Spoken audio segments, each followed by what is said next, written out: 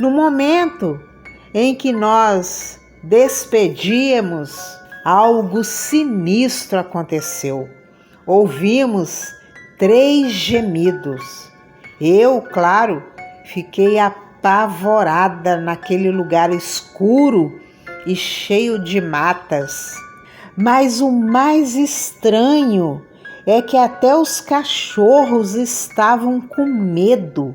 Eles se entrelaçavam nas nossas pernas, choramingando. Algo realmente estava errado naquele lugar. A comadre foi embora, mas aqueles gemidos fortes ficaram gravados na minha memória de criança. Você já ouviu histórias de assombração como essa e ficou se perguntando se isso realmente existe? Já sentiu algo estranho em um lugar que você estava? E mais, será que a Bíblia fala alguma coisa sobre isso? A gente cresce ouvindo, mas é que chega uma hora que começamos a nos perguntar: assombração realmente existe ou é coisa da minha cabeça?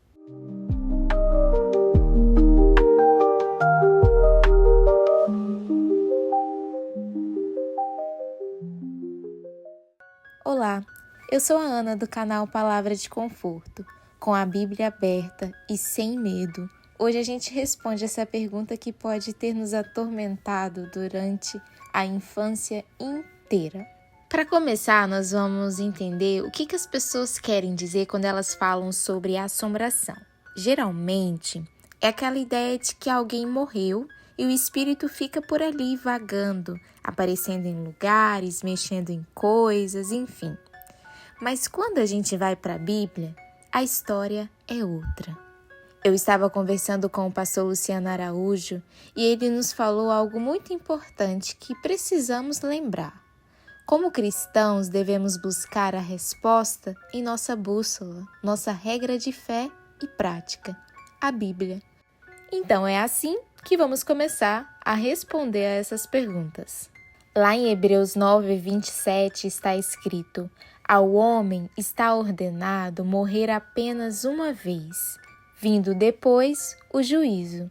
Ou seja, quando alguém morre, a alma não fica por aí, ela vai direto para o juízo diante de Deus. E em Lucas 16, Jesus conta a história do rico e do Lázaro.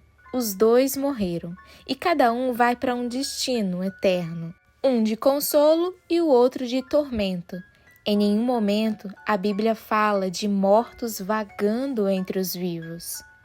Tá, então se não são os mortos, o que são essas experiências que parecem assombrações? A Bíblia chama isso de espíritos malignos, demônios mesmo. Eles existem sim.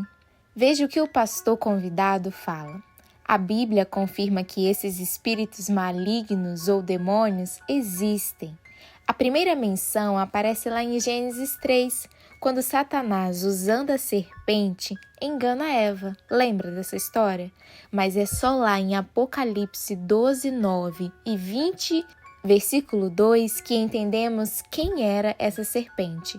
O grande dragão, a antiga serpente, chamado Diabo e Satanás, que engana todo mundo. E junto com ele vieram os anjos caídos, os demônios expulsos do céu. Ele ainda comenta sobre diversas outras passagens que a gente consegue ver essa atuação dos espíritos malignos, como lá em Jó.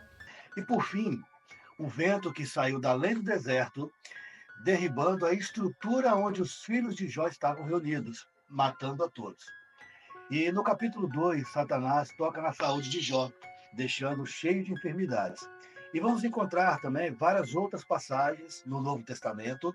Nós encontramos Satanás tentando Jesus no deserto, oferecendo-lhe riquezas e fama, por entender que tudo isso lhe pertencia. Agora, sabendo disso, nós podemos lembrar do que dizia C.S. Lewis, aquele autor das Crônicas de Nárnia, que a gente corre 2 perigos. Ele fala: negar totalmente que eles existem ou viver obcecado por isso. O equilíbrio é: eles existem, mas Jesus tem autoridade sobre todos eles. E ponto final. Esses espíritos, eles podem se manifestar por meio de pessoas, ambientes e até objetos, como vimos na história que a minha mãe contou no início desse vídeo. Em Marcos 5, por exemplo, tem um homem que vivia se ferindo e gritando porque estava possuído. Em Atos 19, pessoas que tinham livros de magia queimaram tudo quando se converteram, porque ali havia influência espiritual. Mas olha o que John MacArthur ensina. O cristão pode sim ser atacado ou oprimido, mas nunca possuído por um demônio, porque quem é de Cristo é morada do Espírito Santo. E não existem esses dois espíritos habitando no mesmo lugar, no mesmo corpo. Agora, sabe algo muito curioso que reparei ultimamente? Essas histórias contadas pelos nossos pais ou avós, hoje em dia elas começaram a perder peso. Então eu fiquei me perguntando por que isso acontece? Se poderiam ser verdade, porque hoje quase não se ouve mais essas histórias, ou não existem, não acontece mais. E o pastor nos responde.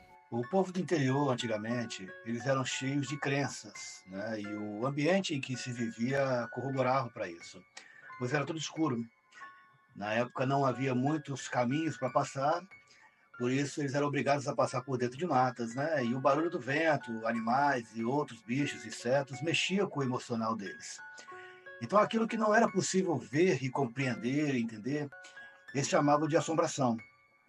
E com a chegada da tecnologia, a luz, da modernidade, então essas coisas foram acabando com a tradição dos antigos, né? Foram acabando com essas crenças, esses fatos que eram relatados.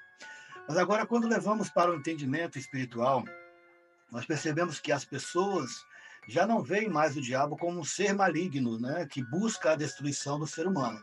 Mas Paulo, na segunda carta aos Coríntios, ele cita que o Deus deste século cegou o entendimento dos incrédulos, a fim de que não resplandecesse a luz do Evangelho. Então, acredito que vale a pena lembrarmos quem somos e por que estamos aqui. Precisamos manter o foco e não deixar se enganar pelas tendências atuais, que muitas vezes elas maquiam o que vem de Satanás, nos fazendo acreditar que não tem problema pensar assim, mas tem sim. Precisamos estar atentos e firmados na verdade da palavra. Esse vídeo também é para você que está passando por experiências estranhas, sensações ruins, medo à noite ou até perturbações espirituais.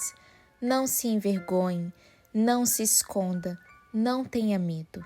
Então eu acredito que o segredo é colar em Jesus, ter um relacionamento com Ele, através de oração e leitura bíblica. Lembro-me que sempre quando entrava no restaurante ou estabelecimento, que havia uma Bíblia aberta, né? Era sempre no Salmo 91 ou 23. Então eu folheava e deixava aberto em Apocalipse 21, versículo 8, onde fala, né? Mas os covardes, os incrédulos, os depravados, os assassinos, os que cometem imoralidade sexual, os que praticam feitiçaria, os idólatras e todos os mentirosos. O lugar deles será no lago de fogo que arde com enxofre. Esta é a segunda morte. Eu fazia isso porque nós precisamos entender que daquele jeito ali, aberto, é só um livro, é só papel, que a água pode estragar, a traça pode destruir, mas quando nós lemos e guardamos no nosso coração e passamos a viver de acordo com o que nela está escrito, tem o poder de transformar a nossa vida, nos tirar do lamaçal de pecado que vivíamos e nos encaminhar para uma vida eterna. O que precisamos entender e praticar é: nós não estamos sozinhos. Jesus tem autoridade sobre todo o mal. Nós podemos orar, declarar a palavra e buscar ajuda espiritual madura. O importante é apresentar para o Senhor o que você está sentindo e declarar com força e fé: Senhor, hoje eu sinto medo, mas a tua palavra diz que o Senhor está acima de qualquer poder maligno. E eu sirvo a ti, Senhor, e sei que o Senhor pode ajudar sobre isso, sobre essa situação, ajudar a cuidar de mim.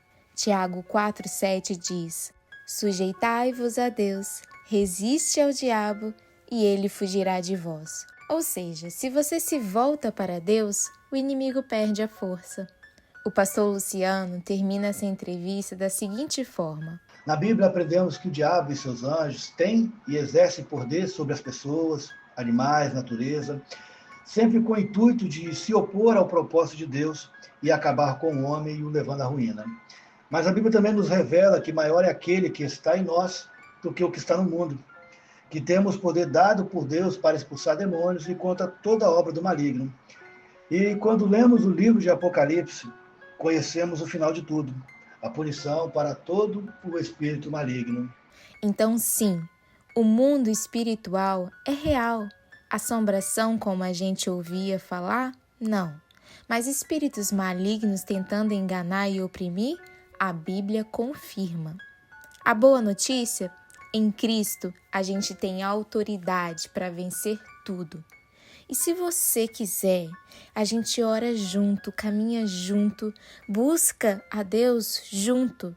Porque aqui a gente não só escuta os conselhos dos antigos, a gente também confere tudo na palavra. Amém? Essa foi a palavra de hoje. E se lembre, você não é todo mundo, é escolhido de Deus. Se você gostou, deixe seu like, curta e compartilhe. Até o próximo vídeo. Tchau!